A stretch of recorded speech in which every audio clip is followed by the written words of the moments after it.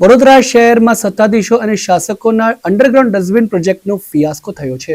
વડોદરા શહેર સ્વચ્છતામાં 34મા ક્રમાંકે ધકેલાતા 5 કરોડના ખર્ચે શરૂ કરાયો અંડરગ્રાઉન્ડ ડસ્ટબિન પ્રોજેક્ટ શરૂ થયા બાદ ઇજારદાર દ્વારા યોગ્ય કામગીરી ન કરાતા પ્રોજેક્ટ ખોરંભે ચડ્યો છે.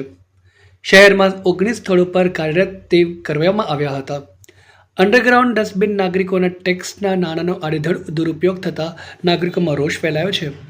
સ્કૂલ પાસે અંડરગ્રાઉન્ડ ડસ્ટબિનની આસપાસ કચરાના ઢગલાથી બાળકોના આરોગ્યની ચિંતા લોકોને થઈ રહી છે. તમામ સ્થળો પર અંડરગ્રાઉન્ડ ડસ્ટબિનની આસપાસ કચરાના ઢગલા અને ગંદકી જોવા મળી રહ્યા છે.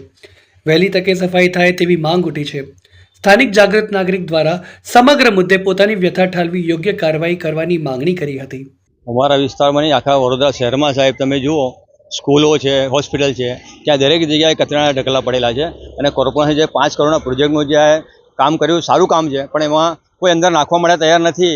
અને સ્કૂલોના બાળકો સાથે આરોગ્યને ચેડા થાય છે, સોસાયટીમાં લોકોને બીમારી થાય છે, એના લીધે મચ્છરનો ઉપદ્રવ થાય છે.